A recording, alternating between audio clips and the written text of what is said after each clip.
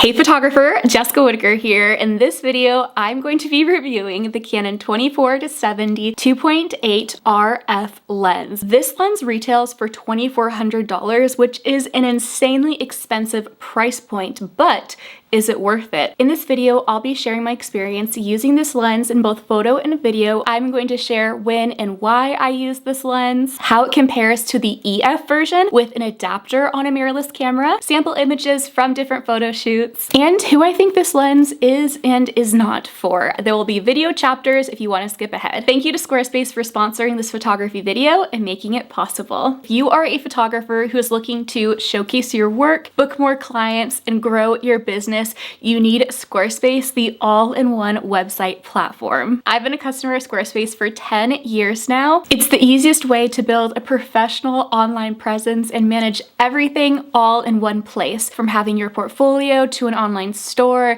even email marketing and hosting your email list, and SEO optimized blogging so that you can get seen online. As a photographer, having a polished and professional website is everything because it is the first impression that a potential client gets of your work. And Squarespace now has rolled out flexible website templates. They're specifically designed to showcase visual work like ours. You can start with a beautifully curated template and then customize it completely, from your branding, logos, colors, fonts. And they've recently launched Squarespace Blueprint AI. And I actually created my branding program website, lightscamerabrand.com, using the new tool. This rivals popular drag and drop website platforms where you can have complete customization and you're no longer locked to a grid, but you get all the other Squarespace tools like analytics, e-commerce, email marketing that these other platforms just can't compete with. I also love that you can now purchase a template from a third-party site like Etsy and have it easily installed. If you are ready to build a website that does it all, head to squarespace.com to start your 14-day free trial. And when you're ready to launch your beautiful professional website, head to squarespace.com/Jessica Whitaker to get 10% off your first purchase of a website or a domain. Your photography deserves to stand out, so let's get it seen with Squarespace. One thing about me is I like to skip the technical jargon in gear review videos. I will have the specs linked down below if you are just getting started with photography. By the end of this video, I want you to feel empowered to make the right decision for you and your business and your budget. Speaking of budget, I don't own this lens. KEH Camera is actually letting me borrow this lens for the video, and with it, I'm also using their Canon R5 mirrorless camera. I've had the opportunity to use this lens for the past 2 years or so, off and on. Every couple of months, I'll give it a go. I'll use it for wedding photography, for portraits. Check out KEH. It's where you can buy, sell, trade in, and repair used camera equipment. That will be down below.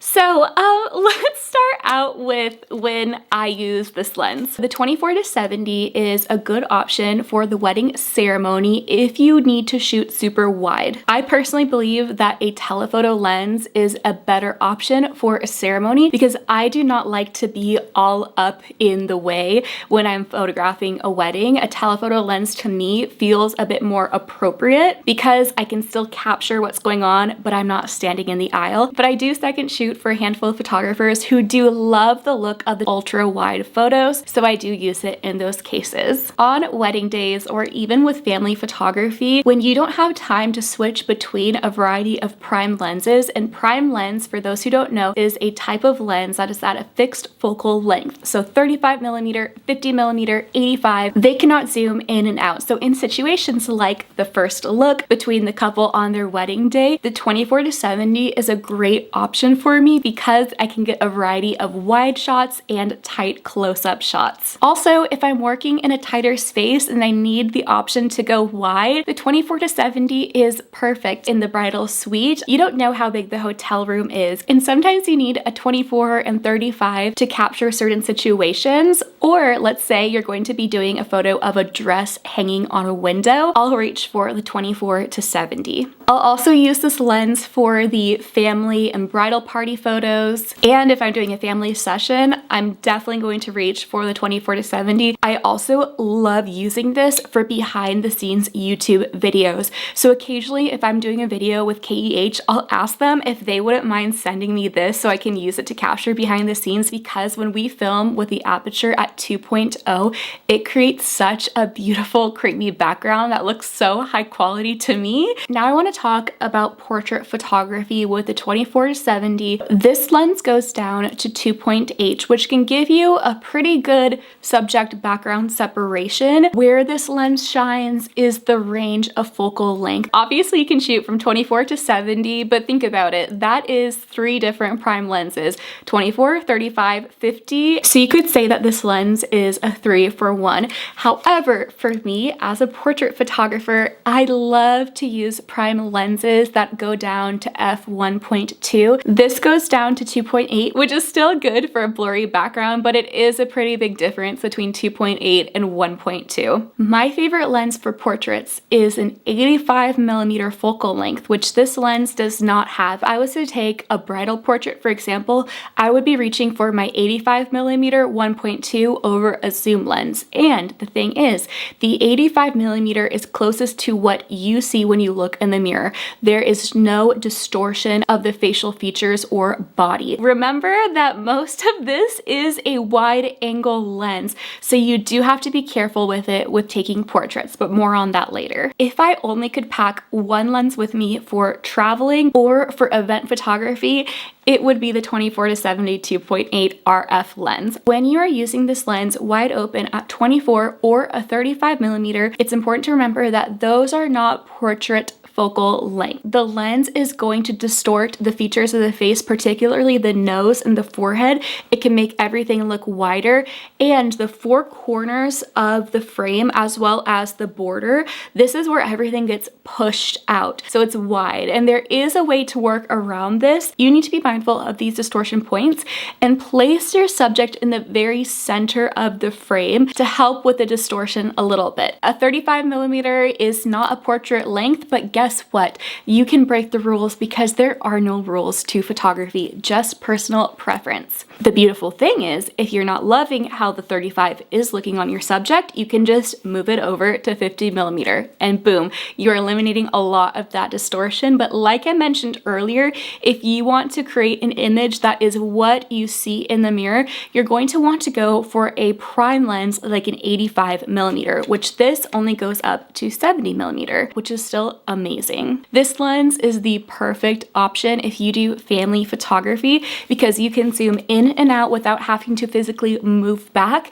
Therefore, you're more likely to capture the photos of the kids running around. Rather than a prime lens, you have a lot more barriers, physical barriers. With this, you can just go with the flow and have a higher chance of capturing the perfect lifestyle shot. We gotta talk about the price point. A little bit of context is I do not like to spend money on camera gear. I believe that you do not need to have every piece of equipment to be able to be a successful photographer. You just need a couple of lenses that fit in with your lifestyle and an amazing camera body and a backup if you're doing wedding photography. For more context, I still use the Canon 5D Mark IV, which I've been using for the past 8 years. And I'm like, if it's not broke, I'm not going to fix it. I'd rather put that money into vacation or my bills, my credit card payment, rather than buying a camera that I don't really need. And I'm all about buying used equipment so I can save a couple $100s. Like I mentioned, KEH Camera is letting me borrow this lens. KEH is where you can buy, sell, trade in, and repair your camera equipment, both film and digital. I've been a customer of theirs for 7 years now. And what's amazing about KEH is that they quality inspect and test every piece of equipment that goes through their warehouse. So that's where I go to save a lot of money. I'll have KEH linked down below as well as this lens and the EF version. But that being said, if you were to buy the 24-70 RF in new condition, you are looking at $2,400. The EF version goes for $1,900 new on Canon's website. If you were to shop used on KEH, you're looking at $900. So you can save about $1,000 there by going on KEH. So you can see amazing deals. So if we look at the price difference between the EF and the RF new, the difference is only, I know, only $500.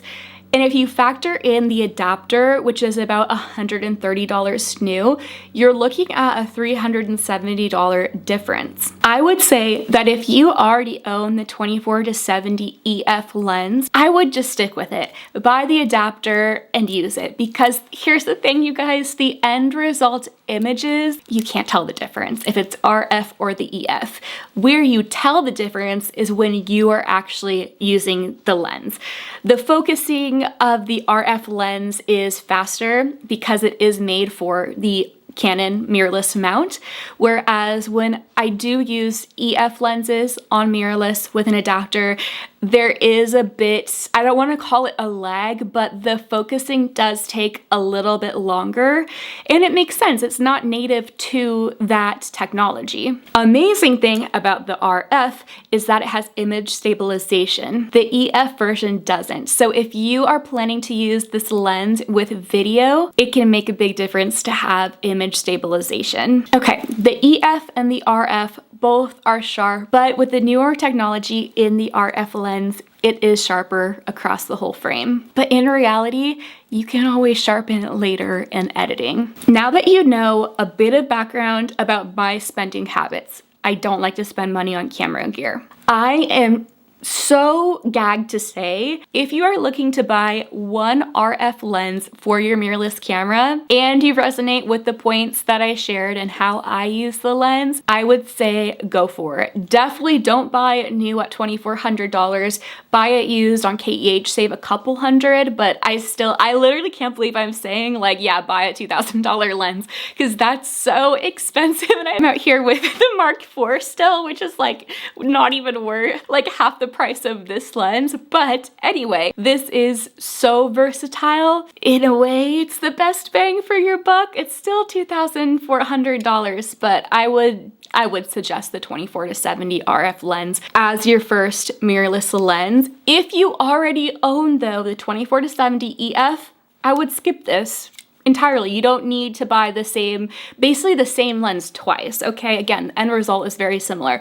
I would skip it, save that money. Here's the important thing to remember. You don't have to buy it right now. Save up for the equipment. Do not go into credit card debt for your camera gear, for your business. Do not just put it on a credit card and know you're gonna pay off it later.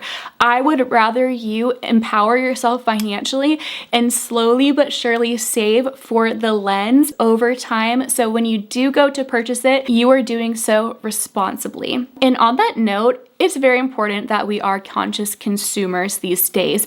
I encourage you, if you find yourself being tempted to purchase these big ticket items pretty often, I encourage you to unfollow those camera accounts and unsubscribe from the email newsletters. When you remove that marketing and you stop seeing it every day, you are so much more likely to put yourself in a more responsible financial position and slowly save over time versus just putting it on another credit card. And if you have any other questions, or you're just looking to join a kind, encouraging, and inclusive photography community, check out my free Facebook group called Build and Bloom. This is the best place to ask questions about your specific photography business. So whether you need help drafting a response to a difficult client situation, or you want an extra set of eyes on a website before you click publish, or your situation is a bit nuanced and you need personalized feedback if the 24-70 RF lens is good for you, ask away in Build and Bloom. You can find it on Facebook groups, and you can listen and learn to the Build and Bloom Photography Podcast wherever you get your podcast. I believe in you and I believe in your business. Be sure to hit subscribe so you're the first to know